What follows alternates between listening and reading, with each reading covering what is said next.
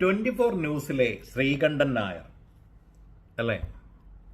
മാധ്യമരംഗത്ത് 40-ലധികം വർഷങ്ങൾ പൂർത്തിയാക്കിയ അദ്ദേഹം വളരെയേറെ മൂല്യത്തകർച്ചയുണ്ടായി മാധ്യമരംഗത്ത് എന്ന് പറഞ്ഞുകൊണ്ടുള്ള കൺഫെഷൻ, അദ്ദേഹത്തിന്റെ കുറ്റസമ്മതം പോലെ കുറെ അധികം വീഡിയോകൾ കണ്ടിട്ടോ. അതിന്റെ വെളിച്ചത്തിലാണ് ഈ ഒരു വീഡിയോ.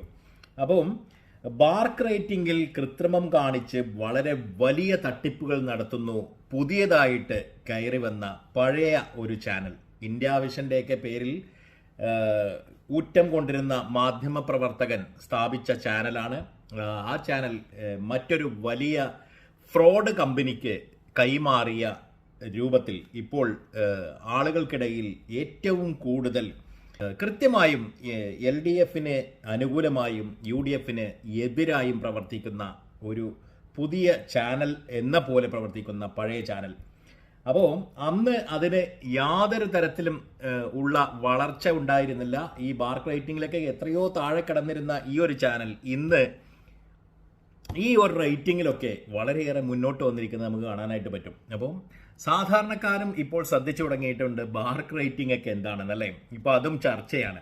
യഥാർത്ഥത്തിൽ ബാർക്ക് റേറ്റിംഗ് എന്ന് പറയുന്നത് അതൊരു സിസ്റ്റമാറ്റിക് ആയിട്ടുള്ള ചില സംവിധാനങ്ങൾ വെച്ചുകൊണ്ട്, ചില മീറ്ററുകൾ വെച്ചുകൊണ്ട് വീടുകളിൽ അല്ലെങ്കിൽ പ്രത്യേക കേന്ദ്രങ്ങളിൽ, ഇതേപോലെ ഹൗസിംഗ് കോളനികളിലൊക്കെ മീറ്റർ സംവിധാനങ്ങൾ ഘടിപ്പിച്ചുകൊണ്ട് കൃത്യമായും വ്യൂവർഷിപ്പിനെ നിരീക്ഷിച്ചുകൊണ്ട് അതിൻ്റെ അടിസ്ഥാനത്തിൽ ചാനലുകൾക്ക്, ന്യൂസ് ചാനലുകൾക്ക് റേറ്റിംഗ് നൽകുന്ന പരിപാടിയാണ്.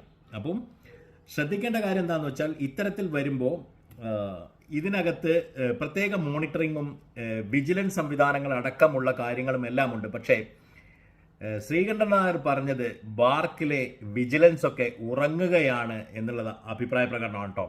അപ്പം സത്യത്തിൽ അത് കുറെ അധികം ഇതിനകത്ത് വാസ്തവങ്ങൾ ഉണ്ടെന്ന് നമുക്ക് ഒറ്റ നോട്ടത്തിൽ ഇവരുടെ യൂട്യൂബ് വ്യൂവർഷിപ്പ് ഒക്കെ നോക്കിയാൽ മനസ്സിലാക്കാനായിട്ട് പറ്റും.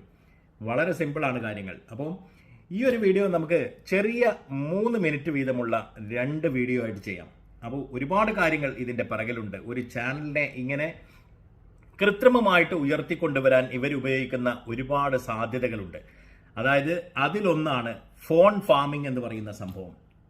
ചില പ്രത്യേക രാജ്യങ്ങളിൽ, തായ്ലൻഡ്, മലേഷ്യ, വിയറ്റ്നാം പോലുള്ള രാജ്യങ്ങളിലൊക്കെ ഇതിനുള്ള സംവിധാനങ്ങളുണ്ടത്രേ. അപ്പോൾ അത്തരം സംവിധാനങ്ങൾ എന്താണ്, എന്തൊക്കെയാണ് കൃത്രിമമായിട്ട് ചാനലുകൾ ഉപയോഗിക്കുന്ന രീതികൾ എന്നൊക്കെയാണ് നമ്മുടെ അടുത്ത വീഡിയോയിൽ പറയാൻ പോകുന്നത്.